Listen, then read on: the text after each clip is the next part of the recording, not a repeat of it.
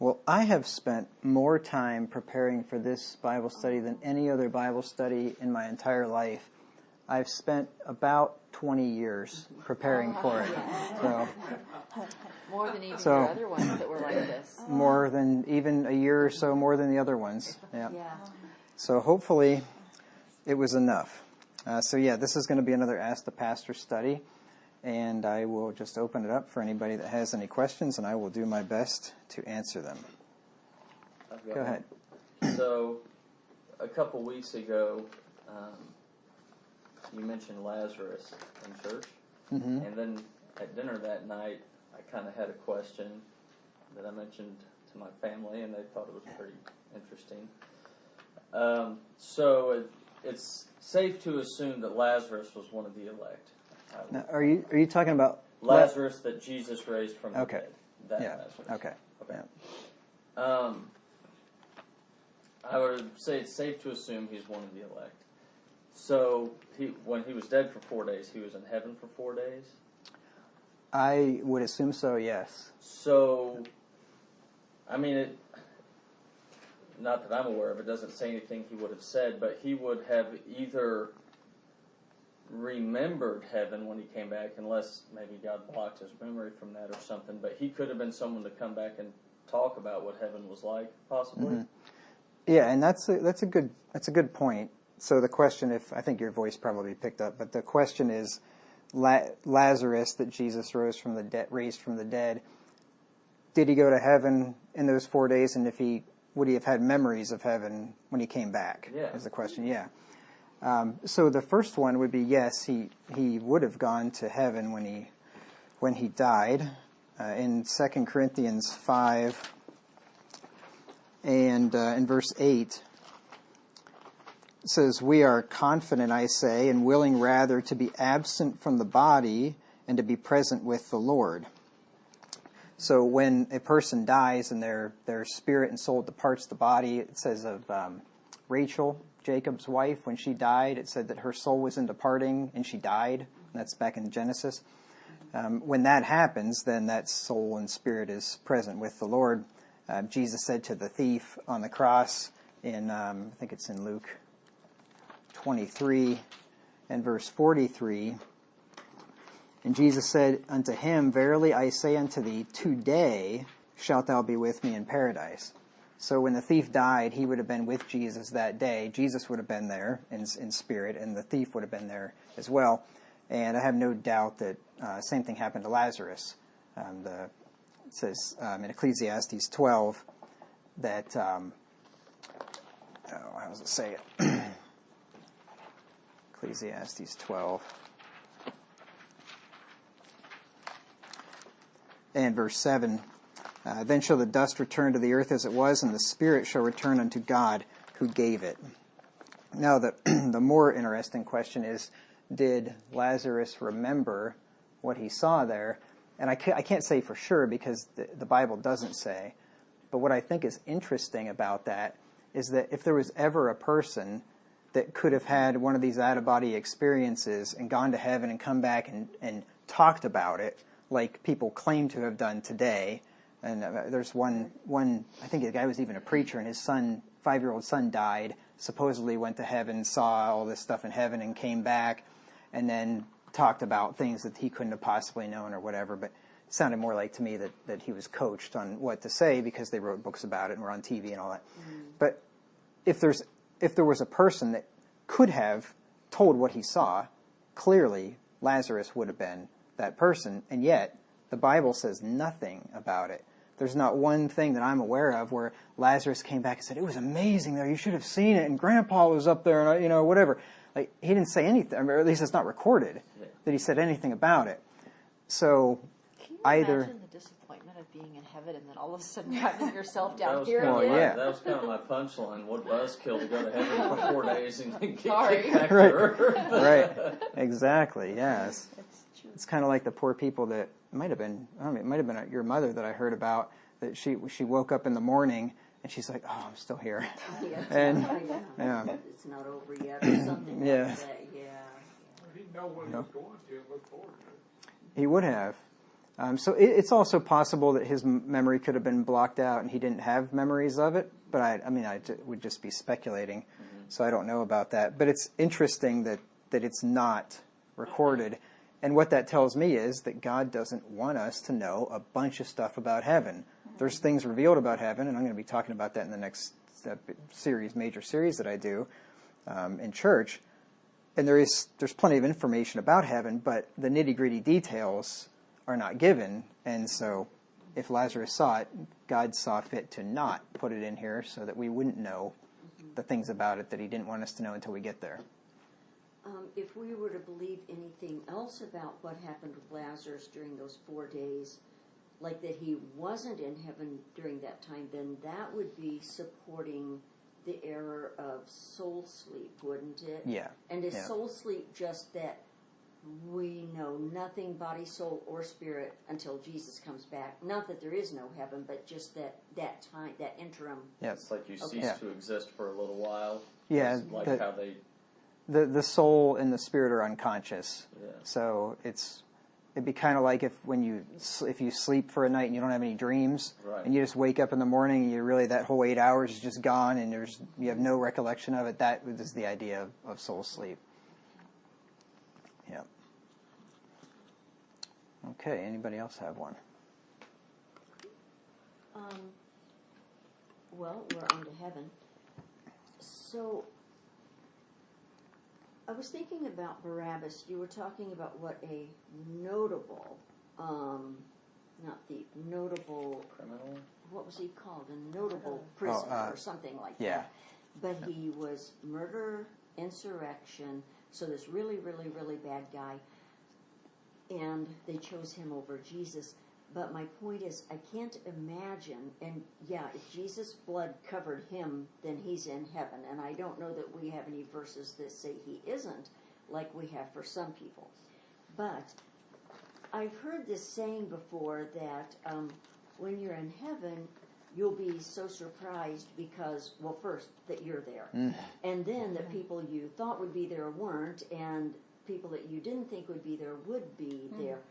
But that first one, first that you're there, we should think we're going to be there, and we shouldn't be shocked that we're there, right? I mean, we already know we don't deserve it, but I always said, that's a really nice way of looking at it. But then I got to thinking, no, we should expect to be there. And we believe that Jesus died for our sins, and we believe we see the evidence. Yeah. So, Yeah. Is it kind of Paul. like a lack of faith to some extent? It could be, or it could be maybe a misplaced idea of humility, like that I don't ever want to say that I know I'm one of God's elect, or I know I'm going to heaven, because people would think that's a proud statement, but it's really not a proud statement. Because it says in 1 John 5:1 that whoso believeth that Jesus is the Christ is born of God, and somebody that's born of God shall not come into condemnation, but is passed from death unto life. And so if you believe the truth of the gospel, then you have the evidence in your life that you are one of God's children, and to say that is not a proud statement to make. And Paul was clear that he certainly thought he was going to heaven. He had no doubt about it. Like in Philippians 1:21, it says, "For to me to live is Christ, and to die is gain. But if I live in the flesh, this is the fruit of my labor. Yet what I shall choose I wot not. For I am in a strait betwixt two, having a desire to depart, and to hope I get there, and maybe I will, maybe I won't, and be surprised when I do. Or no, having a desire to depart and to be with Christ, which is far better." So he was convinced. He said in 2 Timothy chapter 4, in chapter 4 and verse 7, he says, "I have fought a good fight, I have finished my course, I have kept the faith. Henceforth there is laid up for me a crown of righteousness, which the Lord, the righteous judge, shall give me at that day," that's at the coming of Christ, "and not to me only, but unto all them also that love his appearing. So Paul was convinced that he had a crown waiting for him. He wasn't doubting it or just hoping for it, right?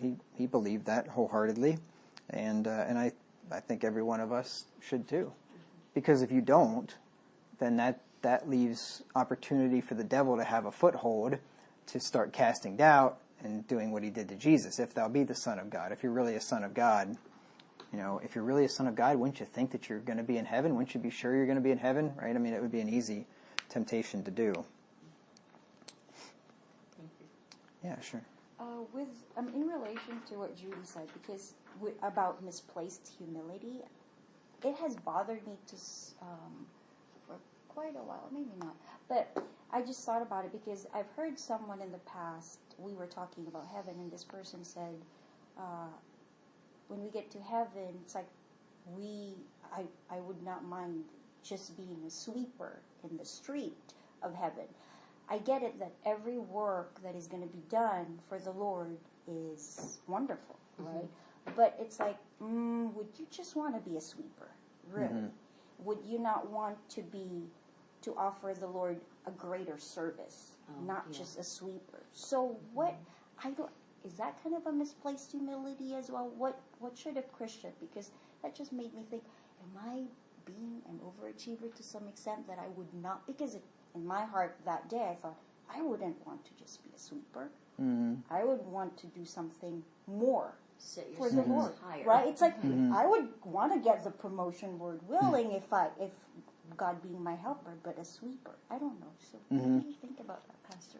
Yeah, so the question is, I forgot to repeat your question, but so the question is, should we desire a higher station in heaven when we get there, or is it proper to be humble, so to speak, and just say, I'd be happy to be a garbage collector or something there. So Jesus has promised his children in these, and he did so by way of these parables, that those who do well, and this is doing well on earth, will be rewarded in heaven. And clearly these parables leave us with the impression that it is good to do the best you can with what you have to receive the best reward in heaven that you can. And if we just read through some of these, like in Matthew 25, this is a parable of the kingdom of heaven in verse 24, Matthew 25:14. He says, the kingdom of heaven is as a man traveling into a far country, who called his own servants and delivered unto them his goods. And unto one he gave 5 talents, and to another 2, and to another 1, to every man according to his several ability, and straightway took his journey. So this is Jesus Christ. When he ascends up to heaven, he goes there to be there for a long time, and he gives his servants these talents, these things, abilities, capabilities, whatever, to use for his service while he's gone. Then he that had received the 5 talents went and traded with the same and made other 5 talents. And likewise he that had received the 2, he also gained other 2. But he that had received 1 went and digged in the earth and hid his Lord's money. After a long time the Lord of those servants cometh and reckoneth with them. And so he that had received 5 talents came and brought other 5 talents, and saying, Lord, thou deliverest unto me 5 talents. Behold, I have gained beside them 5 talents more.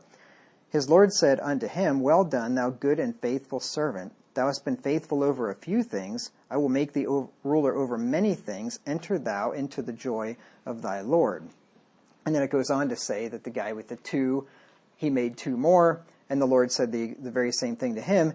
And then the last guy with the 1 talent, he said he was afraid, and he hid a talent in the earth or in a napkin. There's the 2 different parables say both things, I believe.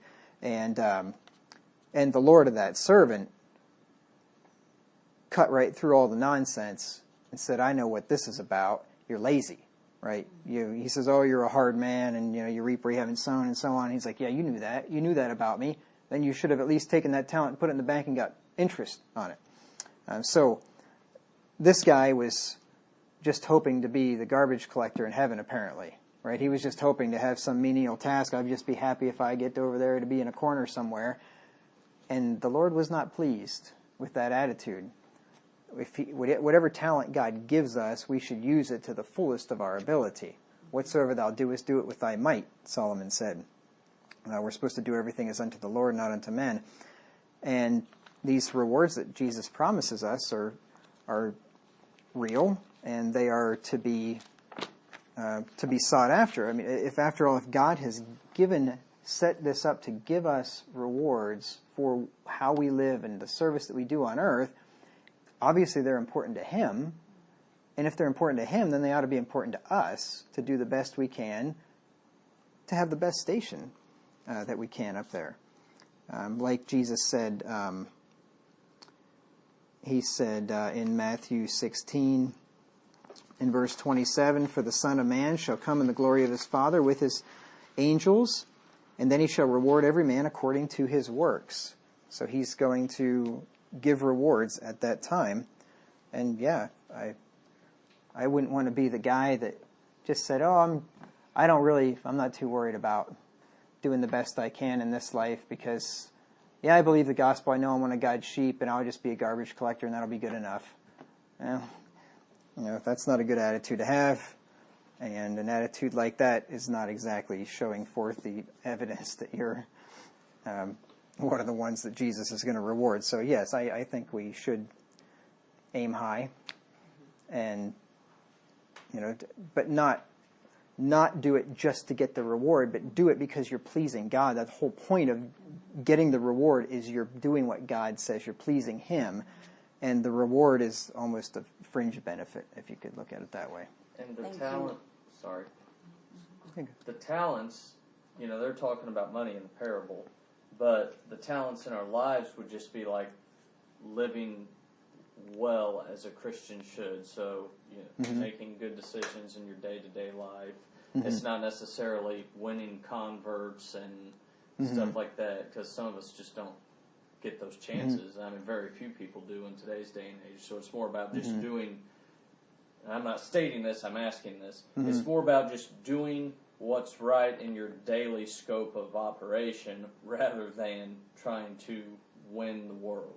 And that would be, and doing what we should do day to day would include sharing our faith as we have opportunity. It does say, "He that winneth souls is wise," and but yeah, this would not be specifically referring or narrowly referring to winning souls for Christ and sharing the gospel and those kind of things. Yeah, this would be what He said, "Occupy till I come." So this is what we do, our lives, what we're that's working, providing for our families, being a good husband and wife and father and mother and all those things, a good church member, and helping our brethren out in the church, and being a good example and salt and light in this world, and all those things. So it would just be everything that God has given us to do.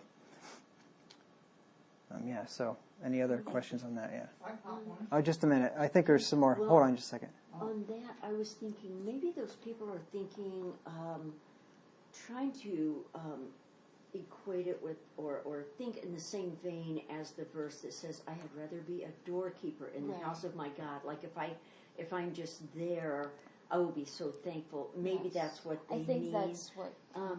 But in Hebrews it said those people would not accept deliverance. They would not accept something from their persecution, and I'm not quoting it exactly, that they might obtain a better resurrection. Now, either that they consciously knew their resurrection would be better, or that happened to them in order that the other thing might happen, whether they viewed it that way or not, I don't know. But they, not accepting deliverance, that they might obtain a better resurrection. Yep. And they will. They'll have, Jesus said into one of the churches in Revelation that if they were faithful unto death, He would give them a crown of life. And He was talking about suffering martyrdom.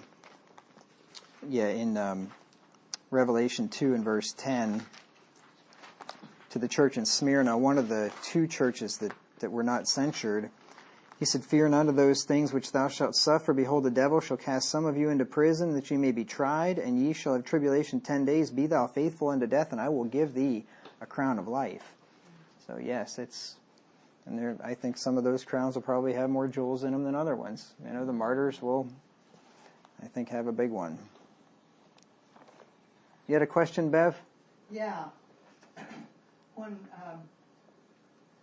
before I was converted, when I was still into the Arminian way of thinking, and my daughter had her little girl that was born real early, at that time I was reading the Psalms, and the day that I went down to see the baby, I had read 103. And it had a real impact on me. Verse 17, "But the mercy of the Lord is from everlasting to everlasting upon them that fear him, and his righteousness unto children's children, to such as keep his covenant, and to those that remember his commandments to do them." And I took that as meaning some of my reprobate family were actually going to be saved.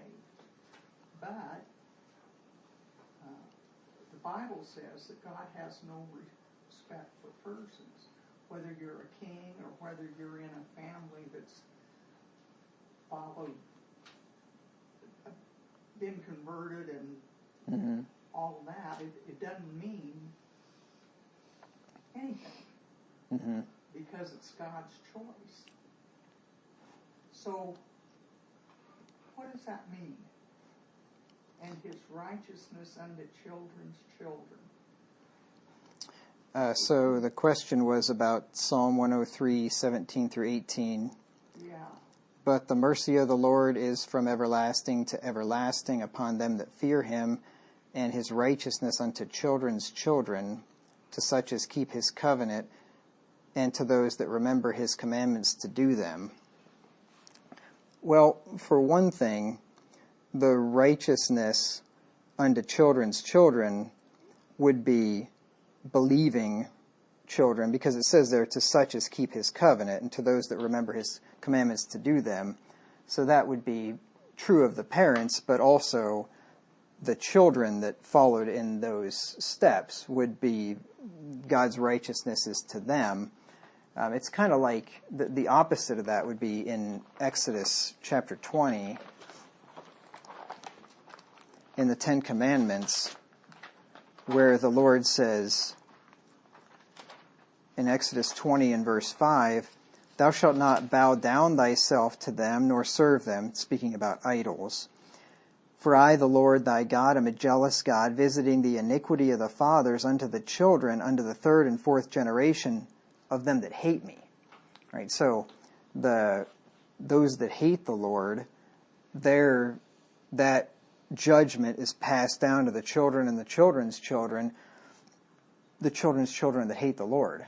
Right? If you had one of the children of a person that hated the Lord, I see no scriptural support for that God would be imputing the iniquity of his father onto him. Trying to think of an example of, if I can think of one of a reprobate that had an elect child, and I'm sure there is one. There was a king, Hezekiah. Oh yeah, well, like Josiah. Yeah, there were kings, certainly kings that bad kings that had good kids and so on. Those promises, those curses, and those blessings would be specifically to the children that were believers, followers of God, that their parents had trained them properly. Like in Psalm 78, Psalm 78, 4 through 8, says, "We will not hide them from their children, showing to the generation to come the praises of the Lord, and his strength and his wonderful works that he hath done. For he hath established a testimony in Jacob, and appointed a law in Israel, which he commanded our fathers that they should make them known to their children, that the generation to come might know them, even the children which should be born, who should arise and declare them to their children, that they might set their hope in God, and not forget the works of God, but keep his commandments, and might not be as their fathers, a stubborn and rebellious generation, a generation that set not their heart aright, whose spirit was not steadfast with God. So the parents that the righteousness of God is to their children's children is specifically the ones that pass those things down to their children and taught their children, and their children are pleasing the Lord. Now there could also be parents that would have children that weren't children of God, and yet there's a blessing to those children and grandchildren because of the faithful parent. Now Lot was a child of God, but Lot clearly was blessed because of Abraham, right? Laban was blessed because of Jacob. When Jacob was around Laban, Laban was blessed. So there were a lot of there are. I'm trying to think of the word. Anyway, there would be blessings that would kind of spill over. That the Lord would bless the children. Ishmael was blessed because he was a son of Abraham. The Lord took care of Ishmael. He made him a great nation, right? He did a lot of things for him that that he wouldn't have done just for any old reprobate, right? So the blessing of the Lord does extend down to even children of God's elect that aren't elect themselves. Don't you think and the Isaac? children's children in that verse is similar to when in John 3, where it's talking about the world. It's the world. It's this world. Mm-hmm. It's these children. Yes. Yep. So, yeah, and or as you said, all of my children getting a blessing because I pray for them. Yes. Here on this earth. Yeah, sure. Yep. Thank you. Mm-hmm. Oh, I was saying that just reminded me of Isaac's two sons, Jacob and Esau. Mm-hmm. One is obviously, one was God's elect and one was not. But Yeah. there was a spillover, obviously, Mm-hmm. with Esau. Yep. Got one, Wayne? I have two. Okay. Okay. Turn to Isaiah 47. No, 48. 17 through 19. You can read that because you're by your Mark 5. And I have a question about that. Okay, now questions about Old Testament prophets are forbidden in this study. So, This isn't a prophet. Isaiah, what was it, Isaiah 48? 17 through 19. Okay, Isaiah 48, 17 through 19. Thus saith the Lord thy Redeemer, the Holy One of Israel, I am the Lord thy God, which teacheth thee to profit, which leadeth thee by the way that thou shouldest go. O that thou hadst hearkened to my commandments, then had thy peace been as a river, and thy righteousness as the waves of the sea. One more. Oh, one more. 19. Thy seed also had been as the sand, and the offspring of thy bowels like the gravel thereof. His name should not have been cut off, nor destroyed from before me. Okay. In verse 19, we've all heard of the sands of the sea, about Abraham's all their relatives for generations. Mm-hmm. What does bowels and the offspring of thy bowels like gravel thereof? What does that mean? I think, yeah, so the question is, what does it mean there when it talks about the seed been like the sand and the offspring like of thy bowels like the gravel thereof? Same type of thing. When you go to a seashore, some beaches are just full of sand, but there's lots of beaches that are just rocky and gravel, and so the idea being that there's a lot of gravel and a lot of rocks on a lot of seashores across this world, countless. And so the same idea as the promise to Abraham that his seed would be as the sand of the sea or the stars of heaven. Same thing with the sand or the gravel thereof, just promising that if they had listened, then their seed would have been blessed innumerably. Next one is Jeremiah 43. Jeremiah 43. Well, you should just go to Zechariah after this one, Wayne. What? I said you should go to Zechariah after this one. I mean, I thought about it. yeah. Jeremiah 43, And 9 through 10. 9 through 10. All right. Take great stones in thine hand and hide them in the clay in the brick kiln, which is at the entry of Pharaoh's house in Tahpanhes, in the sight of the men of Judah. And say unto them, Thus saith the Lord of hosts, the God of Israel, Behold, I will send and take Nebuchadnezzar, the king of Babylon, my servant, and will set his throne upon these stones that I have hid, and he shall spread his royal pavilion over them. What are those stones? Oh, let me see here. What are the stones? Yeah, because, there's 7 of them, and he put the throne right on top of the throne that he had made in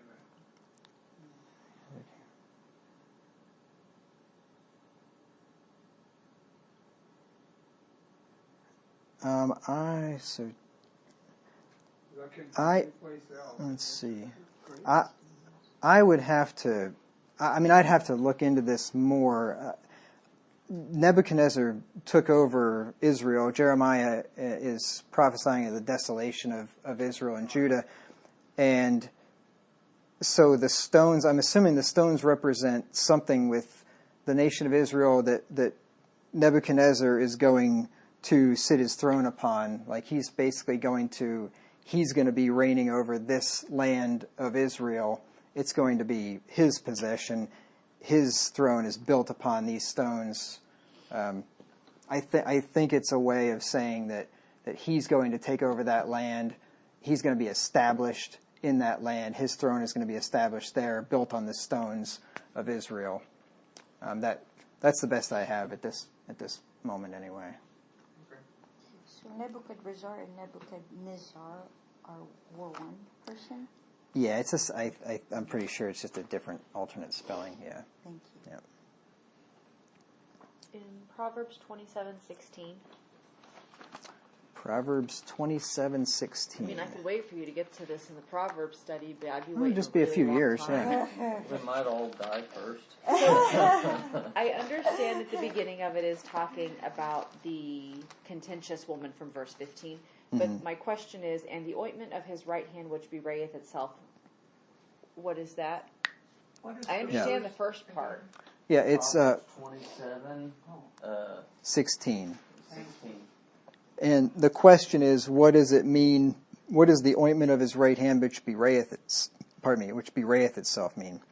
So if we go up to verse 15, which is the first part of the thought, he says, a continual dropping in a very rainy day and a contentious woman are alike. Whosoever hideth her, so that's hiding the contentious woman, hideth the wind, and the ointment of his right hand which bewrayeth itself. So the first part, if you try to hide a contentious woman, it's like trying to hide the wind. You can't hide the wind, right? The wind is just out there, and you can stand in front of it and try to make people not see it, and you're going to see the wind. There's no way to hide it. You can hear it, right? You can feel it. So there's no way to hide a contentious woman. Just ask a man that's married to one. He's probably walking on eggshells all the time, hoping she doesn't say something outrageous and embarrass him, right? And what can he do? He can't hide her very well. Whoso hideth her hideth the wind, and the ointment of his right hand, which bewrayeth itself. Now, the word bewray, we can define this word with the Bible in Matthew 26 and verse 73. Matthew 26, 73. You'll recognize this verse when we get there.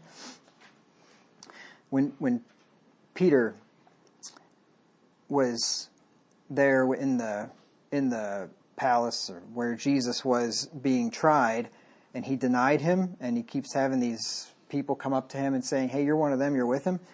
In verse 73, and after a while came unto him they that stood by and said to Peter, surely thou art one of them, one of the disciples, for thy speech bewrayeth thee.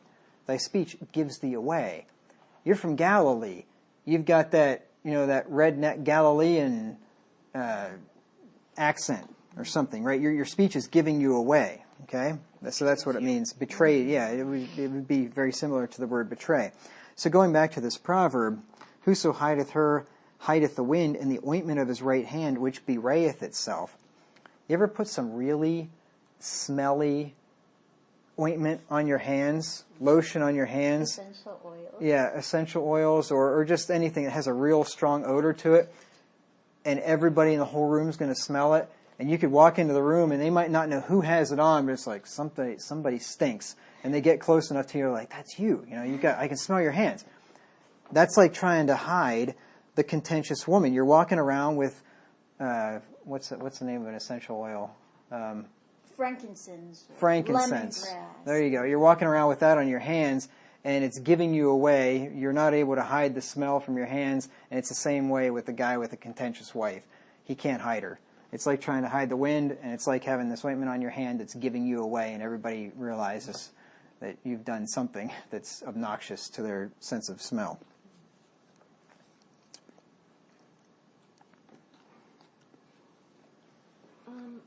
You mentioned about the Jews, I think it was Sunday, that,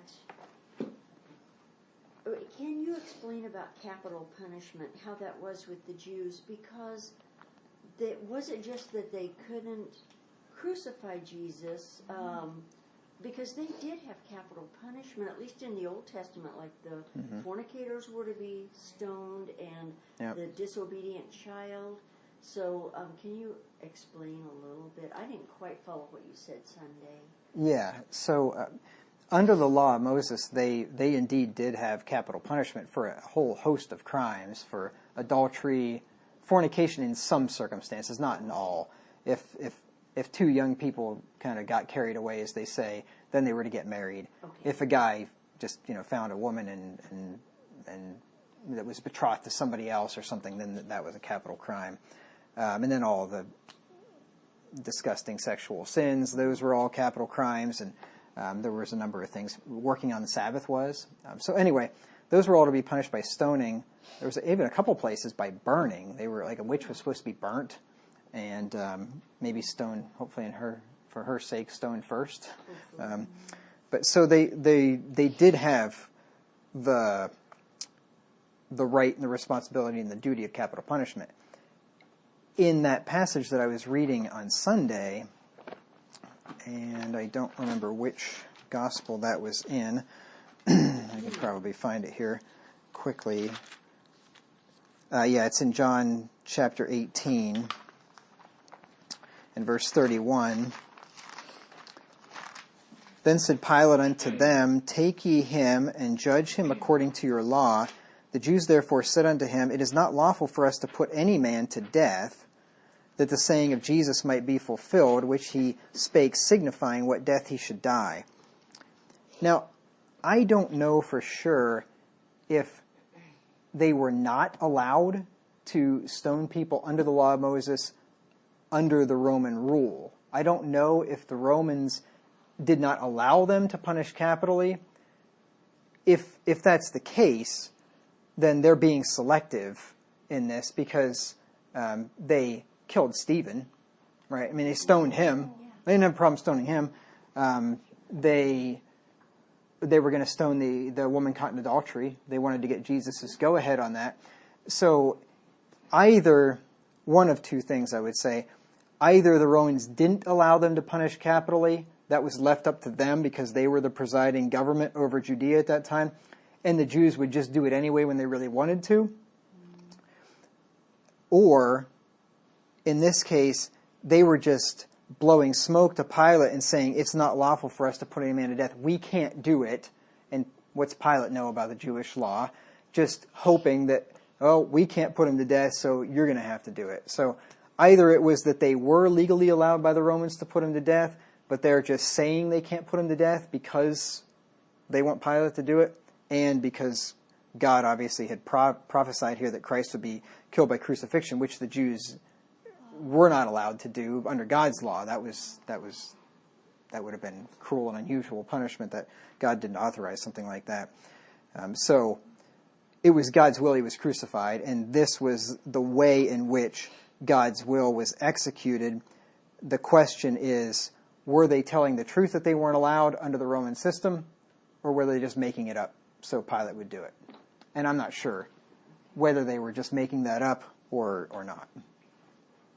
Yeah, they were trying to stone him for blasphemy.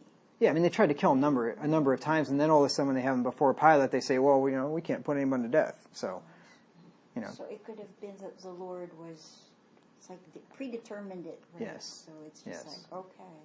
That's right. Fine. So did you follow that? Yeah, I did. Okay. I did. I also wondered if they might have recognized at that time that it would have to be crucifixion, but they didn't recognize that he was the Christ. But if they meant, well, it's not lawful for us to do that, like that method, but they didn't say that. They just said to put any man to death. Yeah, I don't think they were referring to that it's not lawful for them to crucify him, and they didn't believe he was the Christ, and they didn't know their own scriptures anyway, so they probably didn't even know that the Messiah was going to be crucified. Like it says there in 1 Corinthians, I think it's in chapter 2, that had they known, they would not have crucified the Lord of glory. In 1 Corinthians 2:8, which none of the princes of this world knew, for had they known it, they would not have crucified the Lord of glory. So, for sure, if they would have known that the Messiah was going to die by crucifixion, they would definitely not have crucified Jesus, because that would have just been one more proof that he was the Messiah, right? They definitely wouldn't have wanted to do that. Okay, any more questions? Last one. Okay. Modern events. From a biblical standpoint, with what's going on overseas, I think there's probably like compounding wrongs on both sides. But so, with the history being what it was that we know of Ukraine, was Russia wrong for invading Ukraine? Yeah, that's a really interesting question. Was Russia wrong for invading Ukraine based on what we know? Well, let me first of all say what we know, or what we think we know. Now, of course, this is not when we say we don't mean the majority of the country or the media or the government, because if they do know it, they certainly don't admit to knowing it. But back in, I don't know how far back you want to go. So Ukraine used to be part of the Soviet Union, right, long time ago. And then the Soviet Union disintegrated in 1990, 91, somewhere around there, 1991. Berlin Wall came down in 89, I think it was, or something, and the Soviet Union was no more in 1991. Now, there are people, like Joel Skousen, I read his newsletter. Now, he says it was just a phony disintegration. It never really did disintegrate, and they just wanted to be able to get the benefits of the Western world and be recognized and so on. So it was really, they just kind of faked the whole thing. I don't necessarily believe that, but I don't know. But he's pretty convinced of that, and he does know a lot. But anyway, so we'll just go with the official story anyway. The Soviet Union broke up in the early 90s. At that point, the Cold War was over, or should have been over. There's no reason for the Cold War anymore. The war was never a shooting war, but the weapons build-ups and all that between the West and the East. So there was a promise made to Russia, a couple of them, verbal promises made that NATO, which is the North Atlantic Trade Organization, would not expand its border or its member countries any further eastward than it already had. But what happened after that was, throughout the 90s and even the 2000s, they kept adding countries to NATO, and right up to Russia's border. So there are countries now on Russia's border that are members of NATO. I'm pretty sure about that. And, so it sounds like they almost wanted a buffer between the two? Right, Russia wanted a buffer, yeah, certainly. Okay. I mean, imagine if Russia took Mexico into some federation, some trade deal that they had going on, and then Russia puts nuclear missiles in Juarez and Tijuana, or like right across the border. Obviously, we would have a major problem with that. And if Ukraine was taken into NATO, then the U.S., NATO is basically the U.S. with some European countries, but the U.S. could have missiles right on Russia's border. And of course, that would be a major threat to them, and they wouldn't want that. So Putin has not, he said pretty much his red line was Ukraine is not coming into NATO. And they kept talking about bringing Ukraine into NATO. And so then in 2014, there was a guy named Yanukovych, I think was the president of Ukraine at the time. He was pro-Russian. This is as I understand it anyway. Now, Skousen has a different view on this. Skousen thinks this whole thing was a big Russian plot, conspiracy, set up, that that the coup in Ukraine really, it was a Russian thing. I don't know about that, but he thinks it was. But so with the somewhat mainstream view, the mainstream out of the mainstream view, not the way out of the mainstream view, is that in 2014 the U.S. under Victoria Nuland, which was the Secretary of State, or not State, she was something anyway, in the Obama administration, she orchestrated a coup in Ukraine where they fomented these protests, and then eventually they ousted Yanukovych, I think was the guy's name, ousted the president, and he fled to Russia. Now, Skousen says it was all a big setup. They told the police to stand down, and it was all. So I don't know. I don't know for sure about that. But anyway, he left, and a guy named Poroshenko, I think was his name, he became president, and he was an American/NATO puppet in Ukraine. And so Putin didn't like that, obviously, and because he doesn't want Ukraine controlled by the U.S. and then brought into NATO. And the people of Crimea, which is like a little peninsula there on the southeastern end of Ukraine, mostly all Russian people, Russian-speaking, they voted overwhelmingly, like 90-some%. And I think it was actually a real election. I don't think it was one of these, Iraqi elections or North Korean elections or something, but where they voted to join Russia. So Russia annexed them, basically made them part of Russia, because Russia had warm water seaports. Yeah, and that's without Crimea. If they lost Crimea, they'd be in big trouble with the Navy and all that. So that upset the Americans, of course, and so there's been this push to bring Ukraine into NATO. There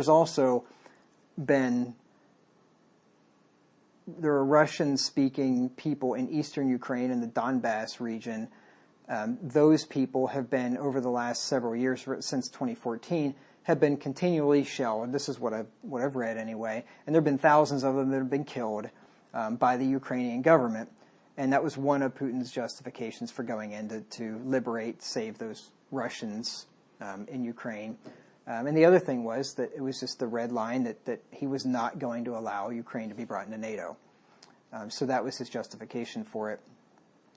If that's all true, I'm not justifying what he did. I don't know what the right thing to do would have been for him if he is legitimately in fear of his country being attacked.